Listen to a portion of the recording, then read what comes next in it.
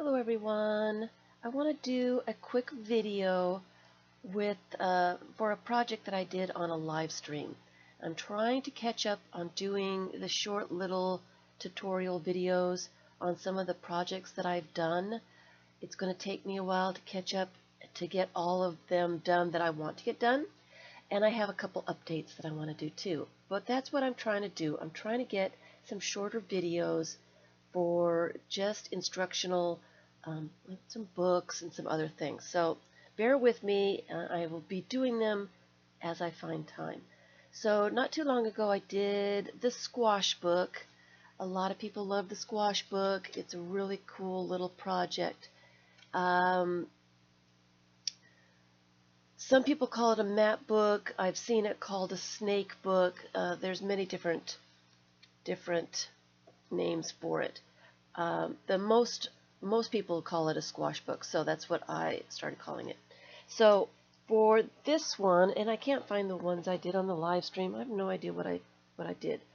For the squash book, you need 3 pieces of square paper, and I used for this one this cardstock from Paper Studios. I got this last year on sale. So it's a 6x6 paper cardstock, like I said, and that's what I used to make this one. So it's white on the back. All right. So, and I did put covers on this, and I will address that as well in the video. So this time I am going to use not cardstock. This is 6x6 inch Recollections paper. I'm going to use 2 pieces of polka dot and 1 stripe. And it's already square, 6x6, so I don't have to make sure they're square. You want to make sure they're square. And I am going to be using my bone folder here. And what I want to do is fold each of my squares in half. And you want to be fairly accurate. In half the other way. And only one diagonal. Oops, that's not very accurate. Hopefully it's square. I had to cut off the little tabs, so it's not quite square. It'll work for this. And I have to do that with every square.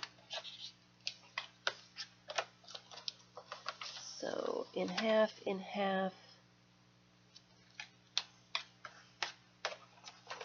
and diagonal.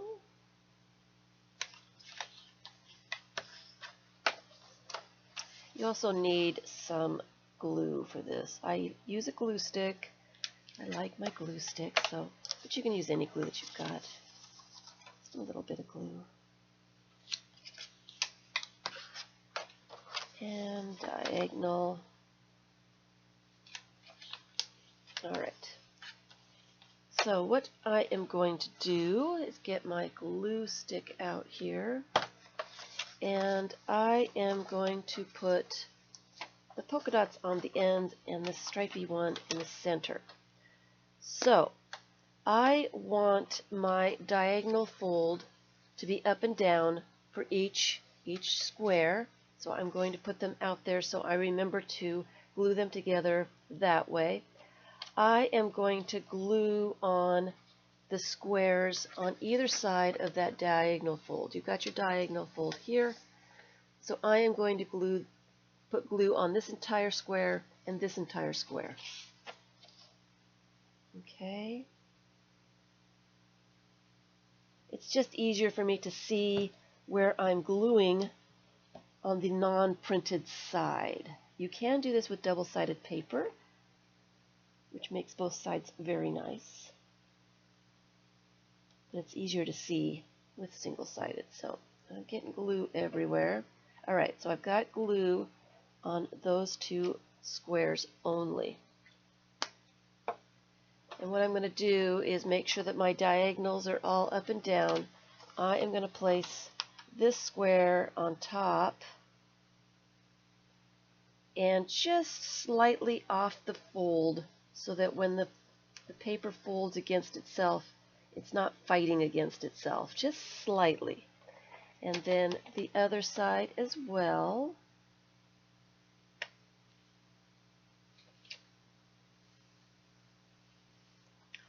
So I have this kind of thing going on, okay? So the next step is you want to do, I do the ends first. They're easier to do. And I have folded the center in the wrong way. I want my fold to go this way.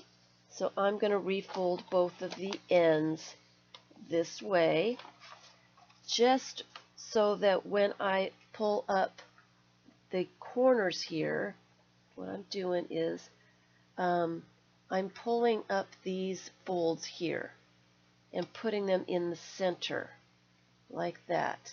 So you want your fold to be so that you can pull them in.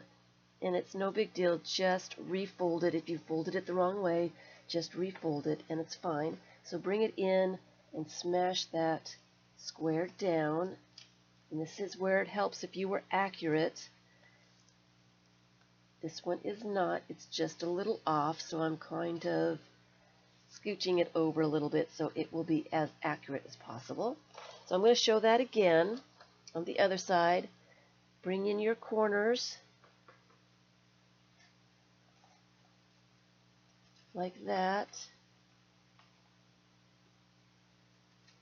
And it helps to fold these sides down just a little bit. And then bring this whole square down to make a square.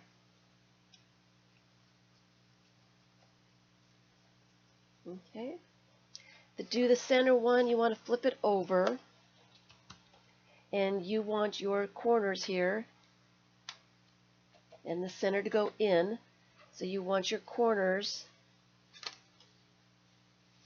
to come in again, like that. Get it all the way to the center, and then bring down that square of the other end. And you've got your book. Okay? Just like that. You have to train it to fold the way that you have put it. So, you know, smooch it down a little bit, convince it wants to be like that, and there you go. So on my other book, I did put some covers on it, and I've shown how to do covers before. So I just cut pieces of cardboard that were just slightly larger than the square, and these were 6-inch squares. So your size of your book is a quarter of that, 3 inches square. So my little covers are just like 3 and a smidgen on all sides. And I used a piece of security envelope pattern to cover that up.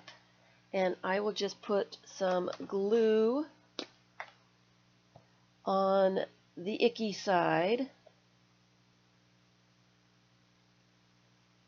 and position the book. Sometimes it's easier to do it with just one piece of paper, one page.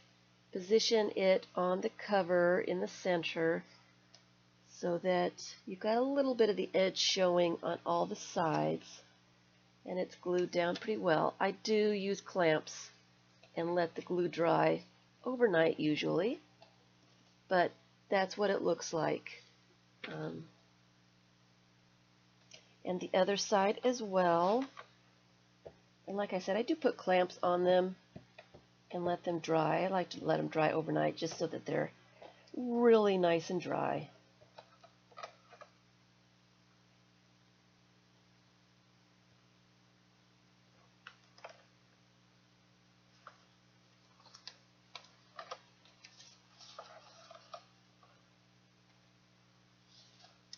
Position that one on there. And you can also decorate your book. So let me make sure that that's on there square. It is. I'm not going to do any more gluing, but I'm going to show you.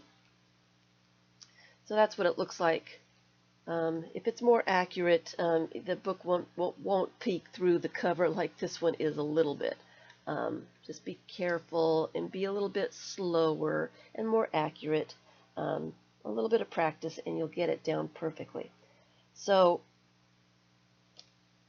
you can open this up and decorate the book.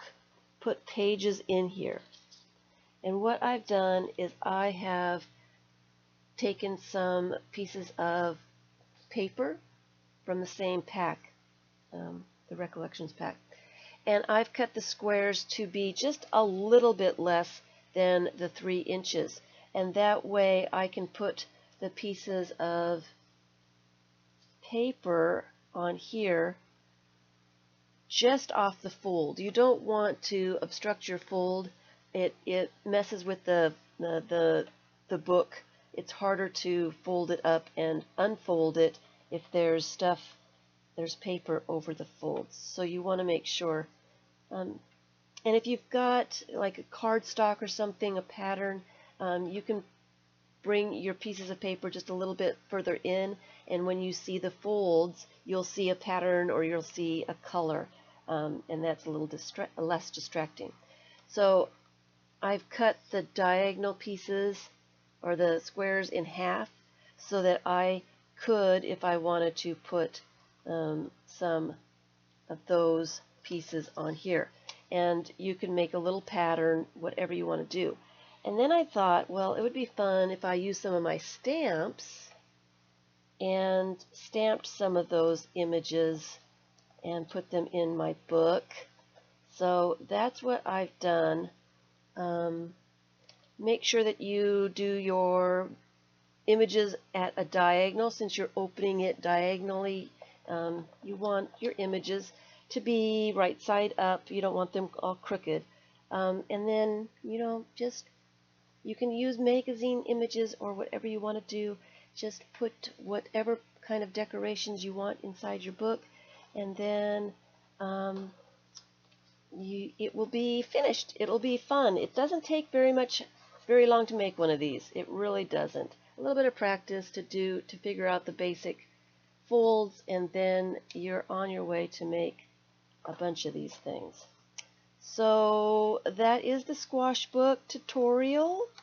If you want to go over, Miss Vicki Brown shows how she decorated hers with magazine images and other pieces of scrapbook paper.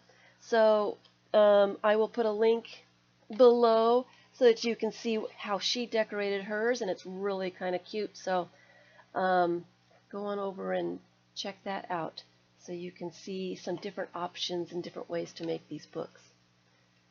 Thanks for watching.